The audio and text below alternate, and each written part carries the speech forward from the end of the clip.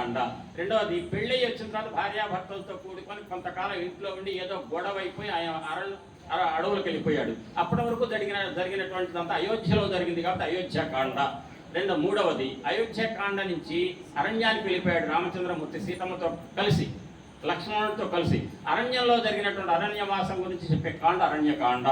అరణ్యకాండలోనే అరణ్యవాసం 14 ఏళ్ళు ఉంటే చివరి ఏడాది పాటు ఉందామని చెప్పి అనుకున్నాడు. ఈ లోపల ఒక సంఘటన జరిగింది. ఆ జరగటం వల్ల రామచంద్రమూర్తి లక్ష్మణుడు మాత్రమే బాధపడుకుంటూ నడుచుకుంటూ అరణ్యంలో వెళ్తున్నారు. అప్పుడు మొదలైంది కిష్కింధాకాండ. ఆ తర్వాత కిష్కింధాకాండ అంటే కోతులన్నీ ఉండే సామ్రాజ్యం, వానరుల సామ్రాజ్యం. ఆ తర్వాత కిష్కింధ నుంచి వెళితే తర్వాత వచ్చేది సుందరకాండ. కిష్కింధలో ప్రయాణం జరిగింది కాబట్టి కిష్కింధాకాండ, అయోధ్యలో జరిగింది కాబట్టి అయోధ్యకాండ, అరణ్యంలో జరిగింది కాబట్టి అరణ్యకాండ, తర్వాత యుద్ధకాండ, యుద్ధం జరిగింది కాబట్టి యుద్ధకాండ. ఆ తర్వాత ఉత్తరకాండ అని ఒక కాండ ఉంటుంది. ఆ ఉత్తరకాండ ఏంటంటే రామాయణం మొత్తం చదివితే వచ్చే అనుమానాలన్నీ కూడా తీర్చి, ఏమన్నా ప్రశ్న అడిగితే దానికి చెప్పేదాన్ని ఏమంటారు, నేను ప్రశ్న అడుగుతా, మీరు చెప్పేదాన్ని ఏమంటారు సమాధానం, ఉత్తరం అని కూడా అంటారు. ఆ ఉత్తరం అంతా ఉంది ఉత్తరకాండలో కాబట్టి అది ఉత్తరకాండ. అన్నీ బాగున్నాయి. కానీ సుందరకాండలో సుందర అనే మాట ఎందుకు వచ్చింది? అన్ని అయోధ్య, బాలకాండ, కిష్కింధకాండ, అరణ్యకాండ అన్నీ బాగున్నాయి. యుద్ధకాండ యుద్ధం జరిగింది, ఉత్తరకాండ ఉత్తరాలు ఉన్నాయి, సమాధానాలు. ఇక సుందరకాండకు ఆ పేరు ఎందుకు వచ్చిందంటే జాగ్రత్తగా వినండి ఒక మాట. సుందరము అంటే సుందర, ఏం సుందరంగా ఉందిరా అంటారు. అంటే అర్థం సుందరం అంటే ఏంటి? అందం. కానీ అందం అనేది చాలా రకాల అందాలు ఉన్నాయి. ఆ అందాలలో ఒక అందం ఏంటంటే, ఒక వస్తువు అట్ట మీ దగ్గర ఒక సెల్ ఫోన్ ఉంది, అదంటే బాగా ఇష్టం, మీరు కొనుక్కున్నారు, ఎన్నాళ్ళ బట్ట వాడుతున్నారు, మహా మక్కువ, అనుకోకుండా అది కాస్త మిస్ అయింది. కానీ మిస్ అయితే 2-3 రోజులు వెతికారు. కానీ నాకు అది దొరికితేనే బాగుంది, ఆ ఫోనే కావాలని ఎంత వెంపర్లాడి వెతికినా దొరకలే. అయితే కొనుక్కొద్దాం, ఆ మోడల్ ఏదో ఒక మోడల్ అని చెప్పి బయలుదేరారు. అనుకోకుండా పిల్లవాడికి దీని కింద దొరికింది. అరే దొరికింది అనగానే ఆ యజమాని ఎవరైతే సెల్ ఫోన్ పోగొట్టుకున్నాడో ఆయనకి ఏం కలుగుతుంది? ఆనందం. అంటే పోయిన వస్తువు దొరికితే కలిగే ఆనందం కొత్త ఫోన్ కొనుక్కొస్తే కలుగుతుందా? అంటే పోయిన వస్తువు దొరికిందనగానే అసలు ఆ ఎక్సైటేషన్ వేరు. ఆ ఆనందాన్ని ఏమంటారు? సుందరం అంటారు. సుందరం అంటే ఎటువంటి ఆనందం అట? నష్టద్రవ్యస లాభోహి సుందరం పరికీర్తిత అంటుంది శాస్త్రం. అంటే పోయిన వస్తువు దొరికితే కలిగే ఆనందాన్ని సుందరం. ఇప్పుడు మనం చెప్పుకునే సుందరకాండలో ఏదో ఒక వస్తువు పోయిందట, అది దొరికింది, దాంతో అందరూ ఆనందపడ్డారు. అది ఇందులో ఉన్నది. ఆ రకంగా మనం కూడా ఎన్నో బాధపడి ఎన్నో అరే అట్లా జరిగితే బాగుండేది, ఇట్లా వస్తే బాగుండేది అనుకుంటాం. అట్లా మిస్ అయిన మాట అన్నింటినీ కూడా తిరిగి పొందగలగాలంటే సుందరకాండ వినాలి అంటారు. అది సుందరకాండ యొక్క వైభవం. అయితే ఇక్కడ ఏంటి పోయిందంటే ఏంటి? వస్తువు పూర్తిగా నాశనం అయిపోయిందా? కాదు, కనపడకుండా పోయింది. కనపడకుండా పోయిన వస్తువు దొరికితే వచ్చేటువంటి ఆనందం ఈ సుందరకాండలో ఉంది. ఎవరా కనపడకుండా పోయిన వస్తువు? సీతమ్మ. అంటే సీతమ్మ ఎక్కడికి పోయిందో తెలియదు. పోగొట్టుకున్న ఆయన ఎవరు? రామయ్య. రామయ్య ఒక్కడే కాదు, అడవుల్లో తిరుగుతూ ఉన్నటువంటి అరణ్యవాసం చేస్తున్న రాముడితో పాటు లక్ష్మణుడు కూడా. రాముడికి భార్య, లక్ష్మణుడికి వదిన కాదు, తల్లి లాంటి వదిన మిస్ అయింది అనే బాధ లక్ష్మణుడిలో ఉంటే, సహధర్మచారినైన సీతమ్మ పోయింది కనపడకుండా అని రామయ్య బాధపడుతున్నాడు. ఆ బాధపడుతూ ఉన్నటువంటి సమయంలో జరిగినటువంటి వృత్తాంతం ఏదో దాని గురించి చెప్తా, జాగ్రత్తగా వినండి. కాబట్టి సుందరకాండ అంటే సుందరం అంటే ఏంటి? అందం. ఏ అందం? పోగొట్టుకుని వస్తువు దొరికితే కలిగే ఆనందం అనే అందం. ఈ ఆనందాన్ని కలిగించేవాడు ఎవడో ఉంటాడు కదా. ఒకటండి, తన నోటి మాట ద్వారా అకారణంగా, ఏ కారణం లేదండి, అతను మాట్లాడితే చాలా ఆనందపడి కొడతారు ఎదుటివాళ్ళు. అటువంటి వాడిని ఏమంటారంటే అందగాడు అంటారు. అందం అంటే నిజంగా ఈ రోజుల్లో మేకప్ వేసుకొని బ్యూటీ పార్లర్కి వెళ్ళి వస్తే వచ్చే అందం కాదండి. ఎంత అందగాడైనా మనుషులు ఎప్పుడు ఏడిపించుకునేవాడు ఉన్నాడు అనుకోండి, అమ్మవాడు వస్తున్నాడు రా అంటాం. వాడే అందగాడు అంటే అబ్బా ఆయన వస్తే భలే ఉంటుంది, ఆయన మాట్లాడితే అని అంటే చాలు. ఆ మనిషి యొక్క రాక వల్ల ఎంతో మంది ఆనందపడుతుంటారు. దాని సుందరం, అది అందం, నిజమైన అందం. ఇప్పుడు ఈ సుందరకాండ ప్రారంభిస్తాం. దీంట్లో మొట్టమొదటి శ్లోకం ఏంటంటే, తతో రావణ నీతాయాః సీతాయాః శత్రుకర్షణః ఈయేష పదమన్వేష్టం చారణా చరితే పథి. ఒక్క మాట మాత్రం గుర్తుపెట్టుకోండి. నేను సంస్కృత శ్లోకం చదివినా, తెలుగు పద్యం చదివినా మీరు ఏ కంగారు పడకుండా వినండి. నేను ప్రతిదీ మీకు అర్థమయ్యేట్టు చెప్పడం కోసం నేను ఇక్కడ కూర్చున్నా. నేనేం చదువుతుంటే చదివినప్పుడు పద్యం అర్థం కాకపోవచ్చు, తర్వాత చెప్తా. ఇప్పుడు ఏంటంటే ఈ శ్లోకం యొక్క అర్థం ఏంటంటే అటుపిమ్మట ఏంటి, ఏదో జరిగింది. అటుపిమ్మట ఒకడట శత్రువులని కృషింపచేసేటువంటి మహావీరుడైన వాడు ప్రయాణం అయ్యాడట. ప్రయాణం కావటానికి నిశ్చయించుకున్నాడట. దేనికి ఏ ప్రయాణం? రామచంద్రమూర్తి యొక్క భార్య అయిన సీతమ్మను రావణాసురుడు అనేటువంటి ఒక రాక్షసుడు పట్టుకోపోయాడట. సీతమ్మని రావణాసురుడు ఏం చేశాడండి? పట్టుకుపోయాడా? అపహరించాడు, అంతే కదా. కానీ వాల్మీకి మహర్షి అపహరించాడంటల్లా, నీతాయా అంటే పట్టుకుపోయాట. ఎప్పుడు పట్టుకోపోతారు? ఏమన్నా ఒక వస్తువు, ఉదాహరణకి నాకు ఇక్కడ ఏదన్నా ఒక వస్తువు మీరు ఇచ్చిన దాన్ని నేను తీసుకెళ్తే పట్టుకోపోతున్నా అంటారు, ఇవ్వకుండా తీసుకోపోతే అంటారు ఎత్తుకుపోయాడు అంటారు. అంటే ఇప్పుడు సీతమ్మ ఎత్తుకుపోలే రావణాసురుడు, పట్టుకుపోయాడు. అంటే ఎవరిష్టం ఉంటే వెళ్ళిపోయింది, పట్టుకోపోయాడు? సీతమ్మకి ఇష్టం ఉంటేనే పట్టుకోపోయాడు రావణాసురుడు. ఎందుకు సీతమ్మ ఇష్టపడింది? ఏం కార్యక్రమం అంటే జగన్మాత సీతమ్మ. ఆ సీతాదేవి ఎందుకు పర్మిషన్ ఇచ్చింది రావణాసురుడు కంటే, ఒక్కసారి సీతాదేవి కనుక కళ్ళతో చూస్తే దాన్ని భస్మం అయిపోతాడు రావణాసురుడు. అటువంటి రావణాసురుడు సీతాదేవిని ఎత్తుకోపోగలిగే శక్తి ఉందండి? లేదు. ఆమె ఎవరండి? లలితమ్మ, లలితా త్రిపుర సుందరి సీతాదేవి. కాబట్టి సీతని అపహరించడం ఎవరి వల్ల కాదు. అటువంటి సీతాదేవి రావణాసురుడు తీసుకెళ్తేనే ఎందుకంటే అరణ్యవాసానికి వెళ్ళాలి అని చెప్పి నిర్ణయం చేశారు. జాగ్రత్తగా వినండి. తల్లులు ముగ్గురు, కౌసల్య, సుమిత్ర, కైకేయి. మూడవ తల్లి అయినటువంటి కైకేయి తిన తల్లి ఒక కోరిక కోరింది దశరథుణ్ణి, నా కుమారుడైనటువంటి భరతుడికి రాజ్యం కట్టపెట్టాలి. దానికి అడ్డంగా ఉన్నవాడు ఎవరు? పెద్దవాడు రాముడు. ఆ రాముణ్ణి అడవులకు పంపించాలి. ఎన్నాడు పంపించాలి? 14 ఏళ్ళు, 14 సంవత్సరాలు అడవులకు పంపించాలి. అనగానే అంతకు ముందు రోజు రాత్రి దశరథుడు ఏమన్నాడు తెలుసా?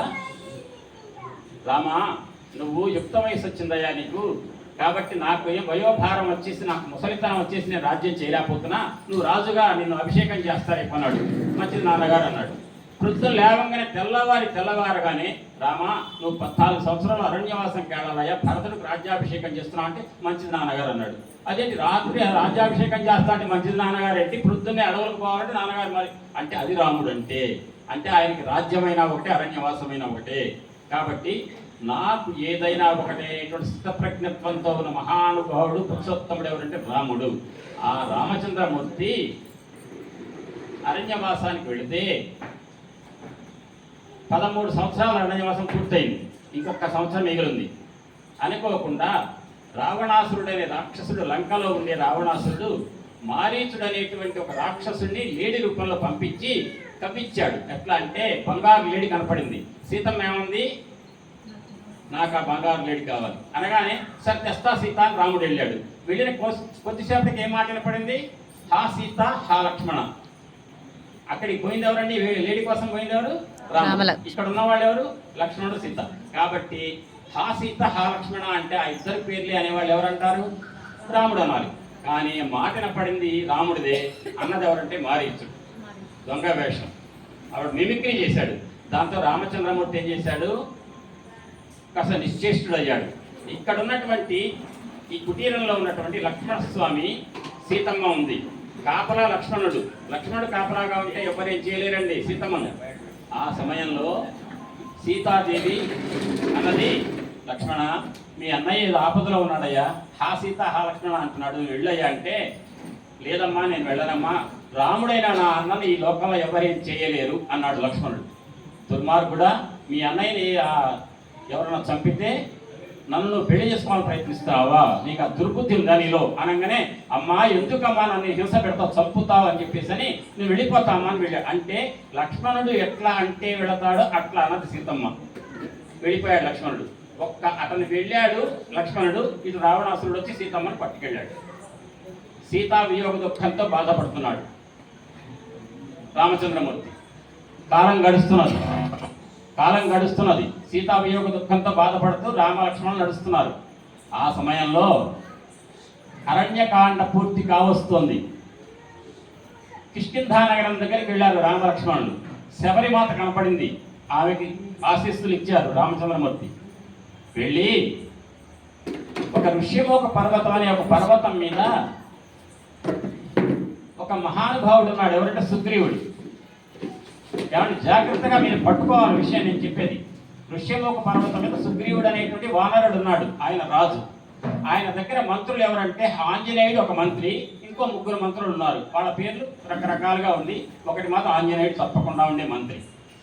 ఆ సుగ్రీవుడి యొక్క అన్న వాలి, ఆయన కిష్కింధానగరంలో రాజు.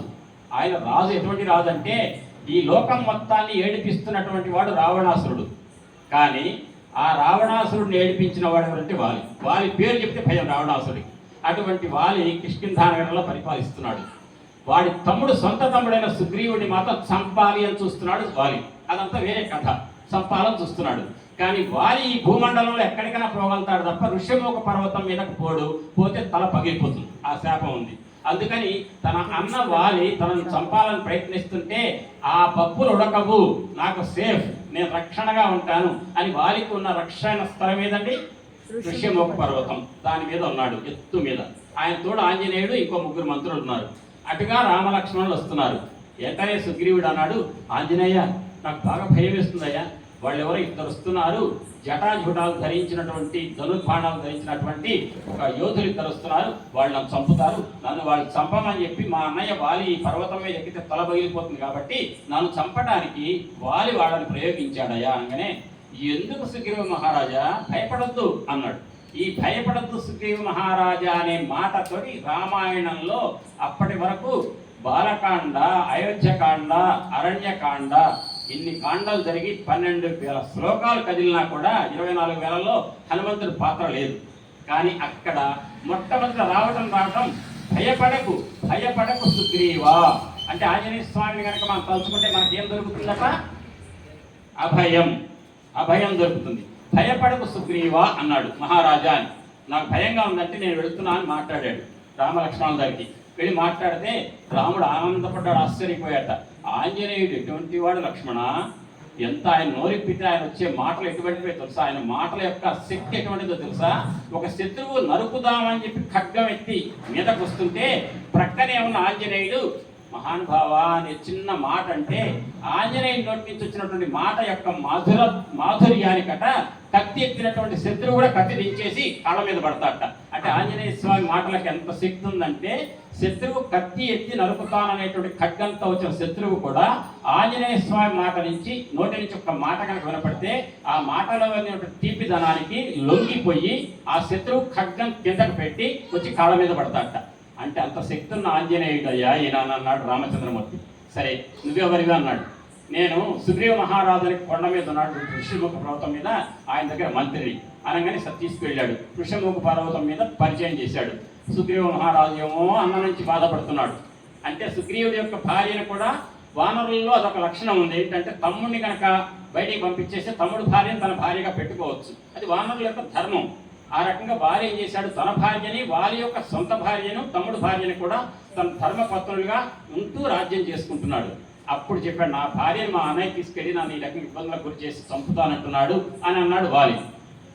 రాముడు లక్ష్మణుడు ఏమన్నాడు తెలుసా అండి, మా అన్నయ్య యొక్క భార్య అయినటువంటి నా అమ్మ లాంటి నా సీతమ్మ మా వదిన గారు ఎవరి చేత అపహరించబడింది అన్నాడు. ఎవరు? లక్ష్మణుడు.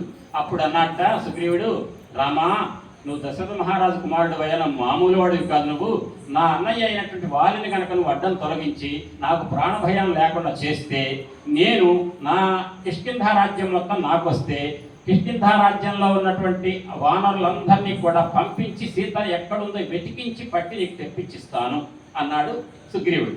వెంటనే రాముడు సరే అన్నాడు. వాళ్ళిద్దరికి మధ్య అగ్నిసాక్షిగా ఫ్రెండ్షిప్ ఏర్పడింది. అగ్నిసాక్షిగా మైత్రి, అగ్నిసాక్షిగా మిత్రత్వం, మిత్రులు అయ్యారు. అతనే వాలిని చంపాడు రాముడు. వాలిని రాముడు చంపాడు. కిష్కింధకు రాజుగా ఎవరిని చేశాడు? సుగ్రీవుడిని. అప్పుడు బాకీ ఎవరిదిగా? సుగ్రీవుడి. ఏంట బాకీ? సీతమ్మ ఎక్కడ ఉందో వెతుక్కొచ్చి పెట్టాలి. 4 నెలలు వర్షాకాలం అని చెప్పి నాటకం ఆడాడు. తర్వాత లక్ష్మణుడు పోయి బెదిరించాడు. ఏం సుగ్రీవా, మా అన్నయ్య నీ యొక్క అన్నయ్య అనేటువంటి వాలి అధర్మంగా ఉంటే చంపి నీకు రాజ్యం ఇచ్చాడు, మర్చిపోయి హాయిగా సుఖంగా రాజ్యం వెళ్ళుకుంటున్నావా? మా అన్నయ్య అక్కడ ఉన్నాడు ప్రసరవణ గిరి మీద, కొండ మీద. ఆయన భార్య అయినటువంటి మా అమ్మాయి అయినటువంటి సీతమ్మని వెతికించి ఇవ్వకపోయావో అని అన్నాడు. అమ్మా లక్ష్మణ నన్ను అనొద్దు, వెతికిస్తా అన్నాడు. సైన్యం మొత్తాన్ని 4 భాగాలు చేశాడు.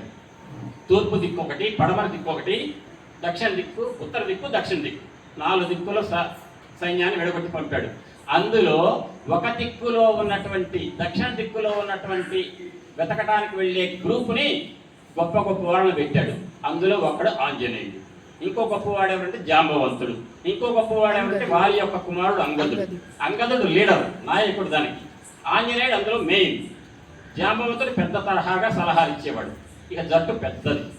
అయితే మీరు అడగచ్చు, దక్షిణ దిక్కు వెళ్ళే దాంట్లోనే ఆంజనేయుడు ఎందుకు పెట్టాలి అంటే, ఋష్యమూక పర్వతం మీద రామచంద్రమూర్తి లక్ష్మణుడు వచ్చి ఆంజనేయుడి ద్వారా పరిచయం ఏర్పడి స్నేహం ఏర్పడటానికి కొద్ది రోజుల ముందు కాదు, 13 ఏళ్ల కింద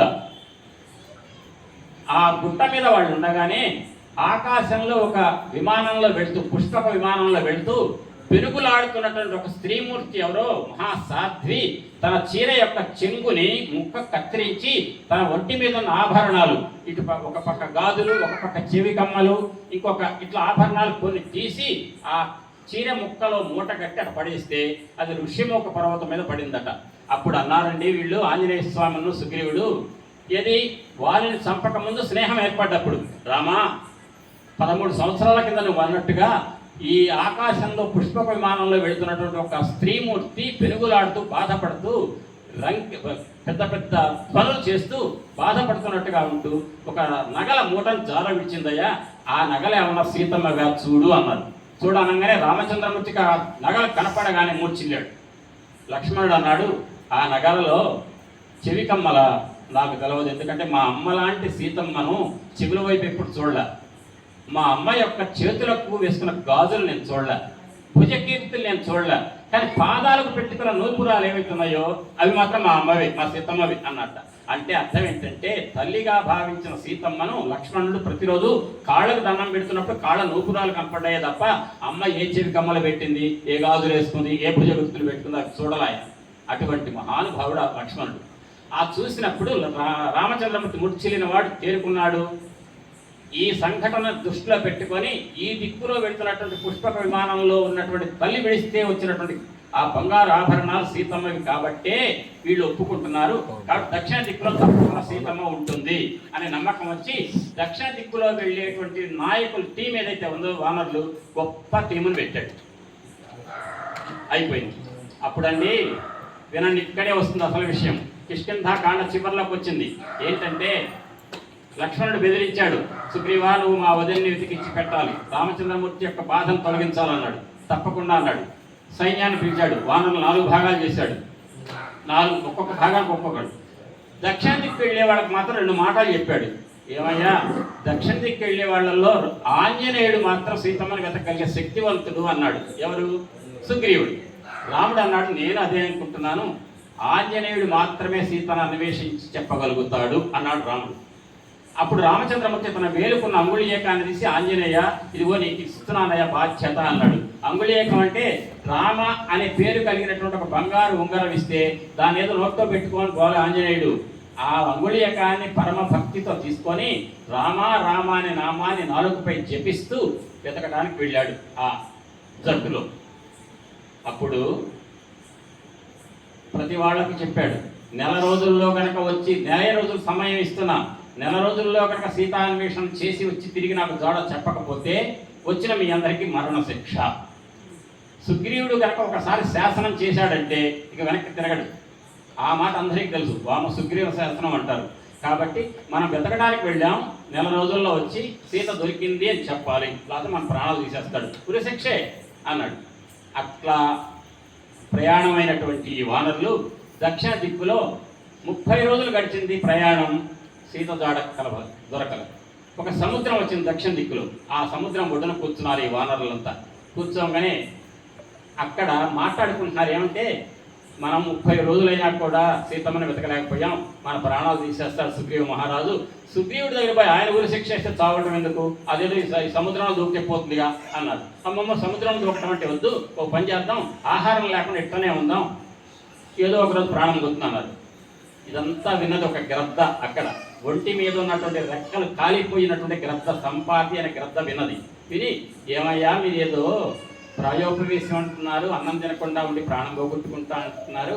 తర్వాత మీ నోటి నుంచి ఒక మాట విన్నా నేను, జటాయువు అనే ఒక మాట వచ్చింది. ఏమనంటే జటాయువు బ్రతికే హాయి, జటాయువు చచ్చిపోతే రామచంద్రమూర్తి కర్మలు చేశాడు, మనకు ఆ దిక్కు కూడా లేదు, నీళ్ళలో పడ్డామనుకో మనకి కర్మలు చేసేవాడు ఎవరు లేరు అనుకుంటారు. ఏమయ్యా జటాయువు అంటున్నారు ఏంటయ్యా మీరంటే, ఆ జటాయువు అనే ఒక గ్రంథం ఉందిలే, చచ్చిపోతే రామచంద్రమూర్తి కర్మలు చేశాడని ఆ జటాయువు నా అన్నయ్య. ఏమైంది ఏంటంటే కథ అంతా చెప్పారట. అప్పుడు అన్నట్టండి, జాగ్రత్తగా వినండి శ్రద్ధగా. అప్పుడట ఆ గ్రద్ద చెప్పిందట, ఒంటి మీద రెక్కలు కాలిపోయిన గ్రద్ద, ఏమయ్యా రామచంద్రమూర్తి కార్యం మీద వచ్చిన వానరులా మీరు అని తనకున్న దీర్ఘ దృష్టితోటి చూసి దక్షిణ దిక్కులో చూసి, అదిగో నాకు రెక్కలు కాలిపోతే గాల్లో ఎగరలేను కానీ అన్నంత దూరంలో లంకా పట్టణంలో సీతమ్మ రావణాసురుడు చెరలో ఉన్నదయ్యా, మీరు వెళ్ళి ఎత్తుక్కోండి అన్న. అనగానే ఒంటి మీద రెక్కలు మొలుస్తున్నాయట. ఎట్ట మొలిచినాయి అంటే, నిశాకరుడు అనే ఒక రాక్షసుడు ఒక శాపం పెట్టాడు. ఈ యొక్క కథ అది వేరు, టైం సాలదు కాబట్టి అది చెప్పను. ఆ శాపం ఏంటంటే, నీ ఒంటి మీద ఉన్న రెక్కలన్నీ సూర్యుడి యొక్క వేడికి కాలిపోయింది. నీకు రెక్కలు ఎప్పుడు తిరిగి వస్తాయంటే, ఏదో ఒక రోజు రామచంద్రమూర్తి భార్యను ఒక రాక్షసుడు అపహరిస్తే ఆ అమ్మని వెతకడానికి వానరులంతా సైన్యం వచ్చినప్పుడు నీతోటి రామచంద్రమూర్తి సంబంధించిన వియోగ బాధను, సీతా వియోగ బాధను తెలియజేస్తే, నువ్వు అలంత దూరంలో సీతమ్మ ఉన్నదనే విషయం తెలియజేస్తే చెప్పిన వెంటనే నీకు రెక్కలు మొలుస్తాయి అన్నట్టు నిశాకరుడు. ఈ రెక్కలు మొలిచినాయి. రెక్కలు ఎప్పుడైతే మొలిచినాయో వెంటనే ఏం తెలియజేస్తుందని, సీతమ్మ లంకలో ఉందని. అంతే కదా. ఇక అప్పుడు మొదలైశారండి. పెద్దవాడు ఎవరు అందులో, వానరుల్లో పెద్దవాడెవరు? జాంబవంతుడు. ఆ జాంబవంతుడు అన్నాడు ఏమని, ఈ సముద్రం దాటాలి, 800 మైళ్ళ సముద్రం దాటాలి. 800 మైళ్ళ సముద్రం దాటాలంటే మామూలు మాట కాదు. మీలో ఎవరు దాటుతారు చెప్పండి అంటే, ఒక్కొక్క లేచి నేను 100 మైళ్ళు దాటుతా, నేను 150 మైళ్ళు దాటుతా అంటున్నట్ట. ఎవడు 800 మైళ్ళు చెప్పట్లేదట. 200 అంటున్నాడు, 300 అంటున్నాడు, 600 అంటున్నాడు, 700 అంటున్నాడు. ప్రతి వాడు లేచి నేను ఎంత దాటుతా, ఇన్ని మైళ్ళు దాటుతా అంటున్నాడు. ఏమన్నా 800 మైళ్ళ సముద్రం దాటాలంటే 799 మైళ్ళు దాటాడు. ఇక ఇంకొక మైలు దాటడానికి లేదు. వాడు ఏమైపోతాడు, సముద్రంలో పడిపోతాడు. 35 మార్కులు వస్తే పాస్ అవ్వాలి. 18 వచ్చినవాడు 34 వచ్చినాడు ఒకటేగా, ఫెయిలేగా. అట్లనే 799 మైళ్ళు కూడా కుదరదు, 800 మైళ్ళు. అంటే అప్పుడు అంగదుడు అన్నట్ట, వాళ్ళ కొడుకు లీడర్ అన్నాడే, నేను 800 మైళ్ళ సముద్రం దాటుతాను, అవతలకి వెళ్తా, కానీ వెనక్కి రాలేదు, నా శక్తి వెళ్ళటానికే తప్ప రావడానికి, మళ్ళీ నిన్నెత్తడానికి ఇంకెవరిని పంపించాలి అని చెప్పి జాంబవంతుడు. కాబట్టి అయినా నువ్వు నాయకుడు అయ్యా, లీడర్ ఎప్పుడు కూడా ఈ పనులు చేయకూడదు, చేయించాలి, నువ్వు మేనేజర్, నువ్వు లీడర్ అనగానే అంగదుడు ఆగాడు. ఎవరన్నా ఉన్నారా? ఎవరు నేను దాటలేను, దాటుతామని చెప్పిన వాడు లేడు. ఆ సమయంలో అక్కడ యోగంలో ఉన్నట్టండి ఆంజనేయ స్వామి వారు. అక్కడికి వెళ్ళారు. ఎవరు? మహానుభావుడైన జాంబవంతుడు ఆంజనేయుడి దగ్గరికి వెళ్ళి, ఆంజనేయ, యోగాభ్యాసంలో యోగాంజనేయుడిగా ఉన్నావయ్యా, నువ్వు మాత్రమే సీతమ్మను వెతకటానికి కావలసిన 800 మైళ్ళు దాటగలిగే శక్తివంతుడు నువ్వు మాత్రమే అన్నట్ట. అప్పుడు ఆ మాట అనగానే ఆంజనేయుడు, యోగాంజనేయుడు, యోగస్థితిలో ఉన్నవాడు బయటకు వచ్చాట. ఏం చేస్తున్నావు ఇప్పటి వరకు? ఏదో ప్రణాళిక వేసుకుంటున్నాడు లోపల. అప్పుడు అన్నట్టండి జాంబవంతుడు,